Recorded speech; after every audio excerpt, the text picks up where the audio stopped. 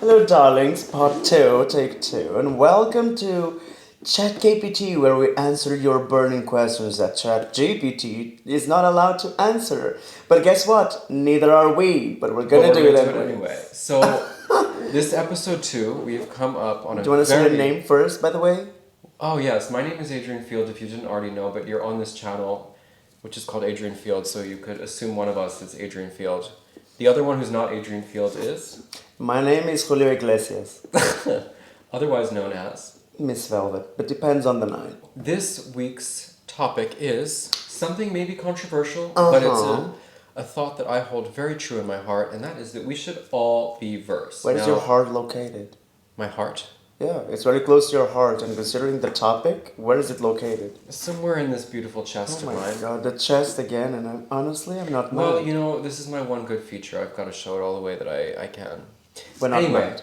can we go back to our topic, Yes, please? so we should all be verse. This is something that I really believe wholeheartedly, and we are going to debate this topic, though probably not so much debate because, surprise, surprise, Miss Velvet is also verse. I am? God, Well- we're finding out things at the studio that I didn't even know were true. I'm just kidding. A full-on verse, honey. 50-50. 100 for 100. Exactly, so we are both verse. Give me a good flip. We're ready to go. Take away, please. For anybody who doesn't know what verse means, if you're a straight woman from Minnesota watching this video, or one of my followers in Australia who found me from my vlogs that I used to make there, verse refers to sexually versatile, which as a gay man, meaning you could be a top or a bottom, and if you don't know those terms, it means you can either get or do the if we're going to be very raw and nasty. I would say active or passive. Well, okay, that's an interesting thing that we didn't bring up in our last video about Americans versus European gays, but in America they refer to this as top or bottom, and in Europe it's activo or passivo. Active or passive, exactly. Yes. Certain distinctions. Indeed. So, a versatile is someone who could be activo or passivo, depending on the mood, depending on the partner, depending on the time of day. Not exactly depending, because it's not an or thing. They enjoy both. Sometimes at the same time, even. Yeah, but I find, They find pleasure through both Exactly. things. And, I feel like it can be a journey to get there. I don't know if everybody is... Trip, and you need to stop for gas twice in the middle. What? You don't start as a verse, so it's a long trip to get to the verse. Exactly. Status. Okay. That's why I need to stop for gas twice. Yes. If you have an electric, good luck. No, but it's true. Usually, you can speak to your experience, I'll speak to mine, but I started my gay career as a bottom. Same, actually. And I think that... Is it because we're petite? I Because think we so. have the delicate kind of like I think appeal so. to So you it, the just kind of twinkish- assume, when you realize that you're gay, and you look at your body and you compare it to maybe the guys that you're attracted to who are either older, stronger, bigger, whatever, and you're like, well, it seems like I should be the bottom, Like, it doesn't compute that they would even want to be the bottom. Or that you want to almost... Okay, so if we really want to go deep in the psychology that is my armchair psychology, I think that when we're young new gays, we're trying to absorb the top's masculinity. So like as a bottom, we're like taking in their masculinity into our body because we don't feel yet at that young nubile age as fully men. That makes sense. Could also be like with the amount of bullying that we faced because of this masculinity. Maybe that like people tell you, you're girlish or whatever, so you like put yourself mentally into like a female receptive role when you start out. Yeah, energetically female. Usually the people that have a sacred female a little bit more, how do I say, a little bit more explicit than their male side, usually they're gonna be a little bit more bottom than top, even if they are verse. But it's funny because there are also exceptions to the rule. We're just speaking, generically speaking. Everything is like a small assumption of our own ramblings over 2 glasses or 3 of wine. So yeah, there's plenty of people... It has a credibility that has... This is our personal story, but I think that there are also a lot of people who just start out as tops. Yes, and they stay tops their whole life. And they're afraid to bottom or exclusive tops. They never bottom, or if they bottom, they'll do it once so they can say they decide, I've never done it again. Come on, I've even dated a strictly top guy, and I can certainly say I will never date a strictly top guy ever again. Whereas I would. I don't mind. Because as a true verse, I dated someone who was exclusively a bottom, and I've dated someone who was exclusively a top. I'm fine in either position. Being versed doesn't mean that I need to do both, like in a relationship. It means that I can do both, and I get but more it or means less that equal you're not pleasure going to be from able either to do one of the sides when you enjoy doing both. But it doesn't matter because the sex is secondary to the relationship. So if I really like the person, then we can figure out the sex because I can do it in either way, you know? And like when I was with the bottom, I really enjoyed him and I enjoyed giving him his pleasure with the, we won't name any names or anything, but with the person that I've, you know, been hooking up with for a while, like I'm also happy to just be his bottom. I see. But I also wanted to say, as we were going into though the notion that like some people, they just think of themselves as top. Maybe they try like one time, like no, I don't like it. I have to say about bottoming, I didn't enjoy it for probably a decade because nobody teaches you how to bottom. No, you don't understand the like mechanics in it of how to enjoy it. So, especially when you're gay. I mean, I don't know if point, though. It's little like you girls try have one that talk time. with their mothers. The mothers that are a little bit more open-minded and give the sex talk to the girls. I don't think the moms are saying to their little, No, you know, of course. Goldilocks daughters, like, look, when you take it up the ass, you've got to loosen it up, you've got to douche, you've got to do all the things. Nobody teaches even No. But it's like guys between about this girlfriends stuff. or something like that, if they have that talk. But when it comes into gay guys nowadays, we do. But we maybe, but I think maybe from my is this stuff on experience. like TikTok and stuff? Since in the beginning, we could only do with what we learned from the internet, from the porn.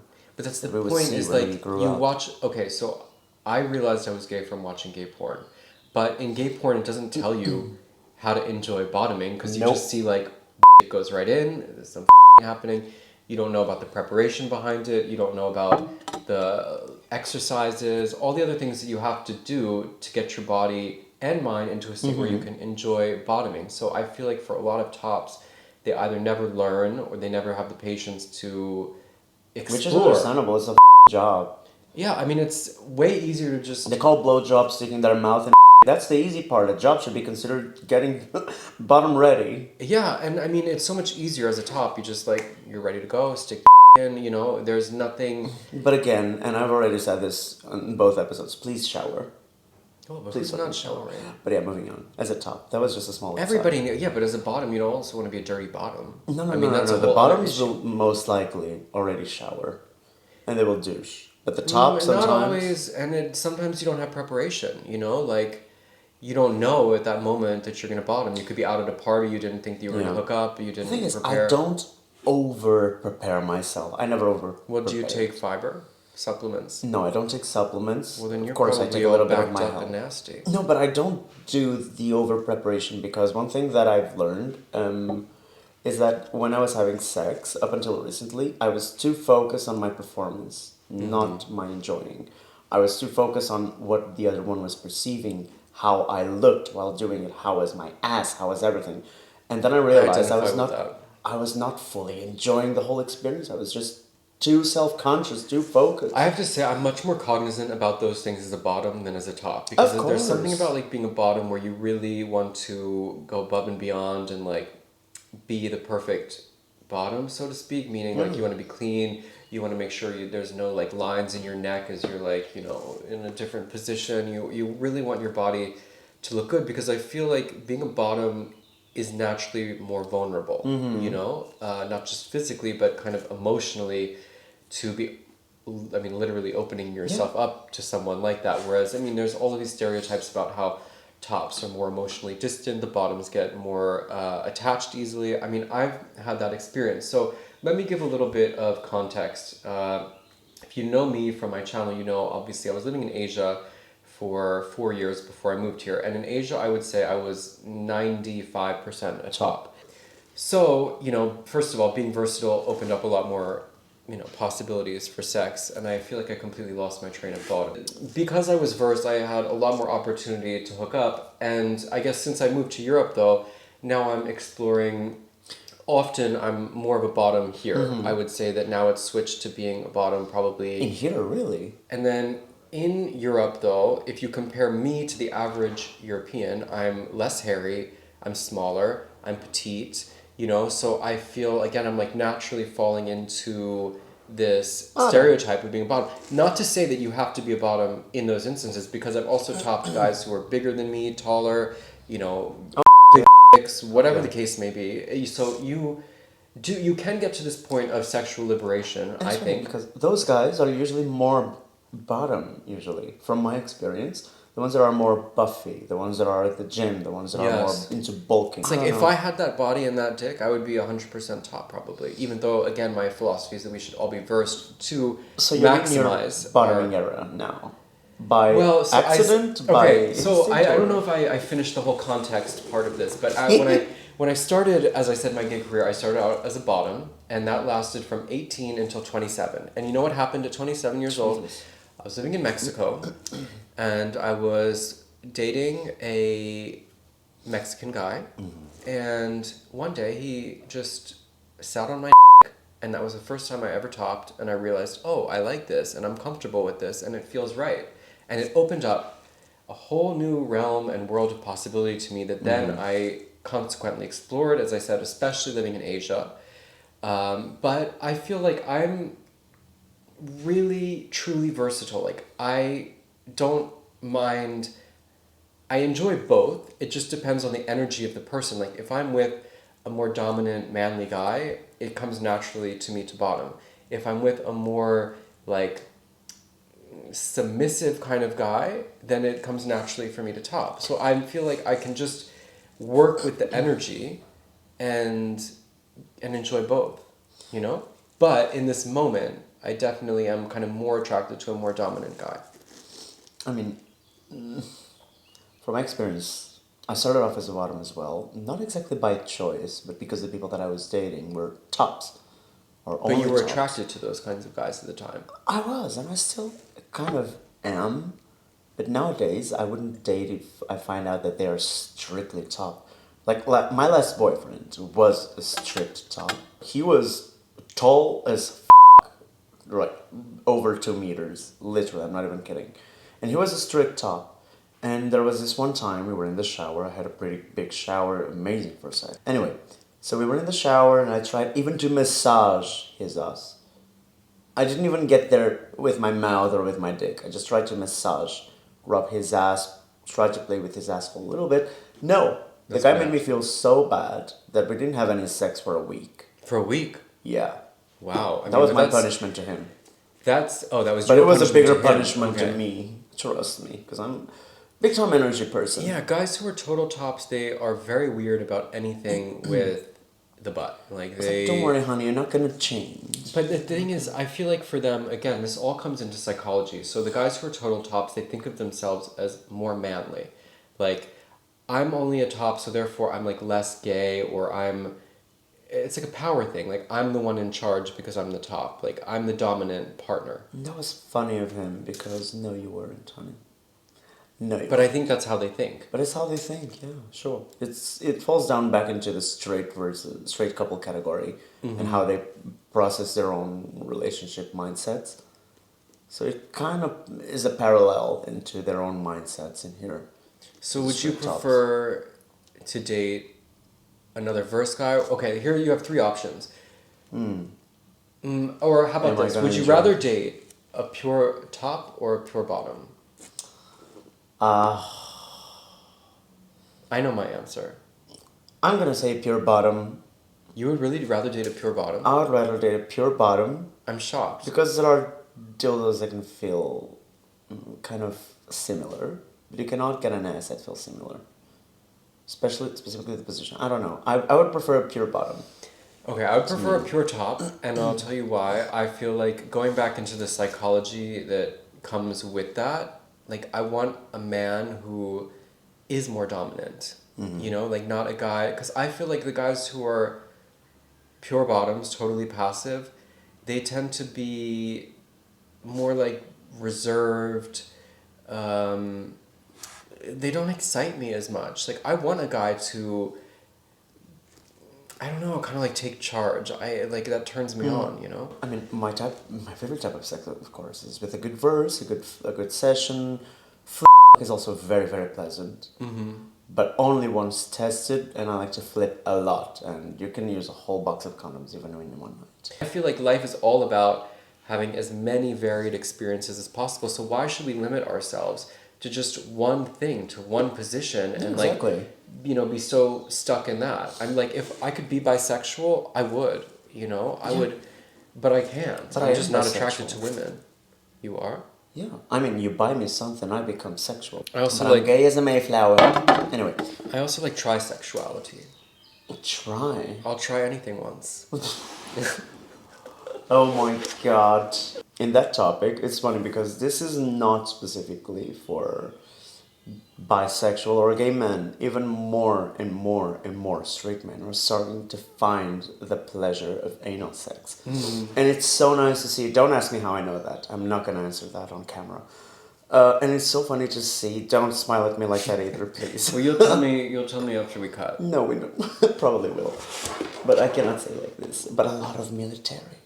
Oh god. Really? Anyway, not the point. Moving on. So a lot of men, specifically from this new generation, millennials and forward, have been starting to discover the joys of anal pleasure, the male G-spot, and it doesn't define their sexuality whatsoever. No, it's like just we the all have- organism. Yeah, I mean, God. we God, have this area that can, you know, Give us a perceive G-spot. pleasure. We might as well use it. So why not explore it? Like, but the problem is, again, it goes into all of the psychology. Like, oh, if I do this, I'm gay. You know, The if taboos of life. Ask the Greeks if they had that. So do you have any advice for someone who's been a bottom their whole life and they think, you know, I would be curious to try topping? And then we'll also... I think not exactly an advice. It's kind of a question out of luck. If you're lucky to find someone who you feel comfortable enough to try topping once. That's what really helped me starting to top as well. Because I started off as a bottom, and it was a question not specifically of... I spoke already about the questions of performance as a bottom, but I'm even more self-conscious when I'm topping than when I'm bottoming. Really, I'm the total opposite. Of my performance, like, is he enjoying? Am I lasting longer? Am I lasting, you know... I think I'm a toxic enough? Top because when You're toxic, period. Start there. when I top, I'm only really thinking about me. I don't... Obviously, I want the bottom to enjoy themselves, but I'm not really as focused on their pleasure. But that's good. That's not toxic. Well, it depends on the level. That I would have to see it, but we're not gonna do that. It's like we're not in experience. We're not in Alabama. Don't look at me. We're like in Alabama. We're not cousins. Yeah, but we ain't sisters as well. But it feels like it. Don't spit your wine, Jesus Christ. So the thing is, I'm way more self-conscious when I'm topping than when I'm bottoming. I think. Okay. Because I'm not gonna say my age, but I started having sex when I was 16. It's been nearly a lifetime. Nearly half my lifetime. Oh god, that nearly says my age. Anyway, it's not real. And most of my life I've been used to bottom. That sounded out like J. Megan Smith. Bottom. I've been a bottom my whole life. The bottom of the ocean. Anyway, no darling. The previous. Anyway. So I don't know if it's because nowadays I find it easier to bottom than to top. But I'm very much more self-conscious if the other person is enjoying. Is my big enough? Am I reaching that spot? Am I lasting long enough? So all these questions come out in my head. Whereas I feel you like just focus on... I've never had any complaints. You're enjoying yourself. And this is a great lesson even to me. It's like I need to start learning how to switch off that button and just let go and just enjoy it. Because if I'm enjoying, the other person is going to enjoy it. Right. And what do you think advice for a top who is considering bottoming? And I want to actually interject because this really offended me. I remember I was in Barcelona 2 summers ago. In what? You were in what? Barcelona. I am so pretentious. You are! You really are. That I have to say Vino Berci, but I also say Barcelona. Barcelona. So I was there in that city 2 summers ago, and there was a guy who was like, do you have a small dick? Because I want to try bottoming, but I only want to do it with someone with a small dick. Like, how humiliating. Be like, yes, I have a small dick. I would be happy to be your top. Oh my god. And he was hot, you know? But, like, that was not an attractive come on at all. In those kind of scenarios, you do not say your dick size. Even if it's bigger, even if it's smaller. No, but that's human. Like, do you have a small penis? Like, who would say, like, yes, my dick is small, and I'll... And that's gay culture 101, guys. Thank you for coming. But this is crazy. Okay. Anyway, so, like, I guess that was going to be part of the thing. Maybe, like, if you're a top and you want to try bottoming, do you think it's a good advice to look for a smaller when you start out? Not specifically, because like a 16 is already a good size. 14 even to start. Can we put that into inches for the Americans? You do the translation. You do the math. I think they refuse to use the metric. What did you say? 14 or 14 centimeters. Oh, I'm so like an inch is like 2 centimeters and 2.54 or something like that. I feel like. No, 14 is too small. Guys, 14 centimeters. 14 is like 5 inches. This is the metric system. So you're talking like 5 or 6 not inches. Not guns per chicken nuggets. No, but I think like the thing is, before you put a in there, you should try with a finger, you should try with a butt like plug. we all did in teenage years, the deodorant. Okay, I skipped that. No. And I have to say, what really made a huge difference for me as a bottom, and what made me, because I actually never enjoyed bottoming until a few years ago. Nobody really does, if you just don't really say it. But people do if you know how. So there was this gay doctor that I came on my Explore page on Instagram, and he gave this advice, which is that you put a finger in your butt, and you do like a clock motion. Like you go up 12 o'clock, 3 o'clock, 6 o'clock, 9 o'clock. Like you stretch in each cardinal direction, and it loosens the muscles. It relaxes the muscles of your sphincter. So that then you can like take something up there and be more relaxed and more open. Or like rolling them. Yeah. But when you're rolling, forcing them to the outsides. Like instead of doing like this, like really forcing. Why did I only learn that when I was 31 or 32 years old? Like that's crazy. Why did nobody give me this information when I was 18? Well, because people are, of course, it's something that we kind of have to learn how to explore ourselves. Sex education is important, but not for this specific topic. But this Sexual is so important. education is needed for other more serious topics. No, I wish I knew this when I was 18, because as gay men, like, if you're a bottom, it's important to learn, how to enjoy sex. Otherwise, you think maybe, like, oh, it's not for me, I don't like this, it hurts, it doesn't feel good, I think we still turned out fine. Well, I lost a lot of time, in not having sex in my 20s because I thought that I didn't enjoy the only way that I could have sex. Okay, fair. However, I don't know. This stuff is super important. We're doing really God's work here by passing on this information. God's work. Open up that hole. Jesus, that's the round 2, guys. Hold up. No, but these are really... after Berkheim. Okay, so anyway, going back to like legitimate advice, if you're a top and you want to try bottoming, loosen yourself up, find a partner who is maybe also versed so they know what it's like to be a bottom and a top. Before finding a partner, if you're a strict top wanting to bottom, I would say do it yourself. Even if you have a partner and you don't feel comfortable bringing this up, of course, there is some communication that you'll be willing to try, but try things for yourself. Get some small dildos, get some small butt plugs, because it's a very personal thing. It's a very intimate thing as well. So start with the self, and then, even if you're in a relationship, or if you already have a sturdy relationship and you want to ask that, I bet your partner will be very happy to help you. You can even help unless you're in a relationship of like total bottom, total top, bottom, and total then top. the total bottom will be like, no way, I like you because you're a total top. And there will be more judgment from the bottom to the top that wants to start bottoming a little bit. Yeah, they'd be like, oh, what bottoms happened to you? We're assholes. Don't say we. Neither of us are bottoms. No. And let's not put ourselves into a box.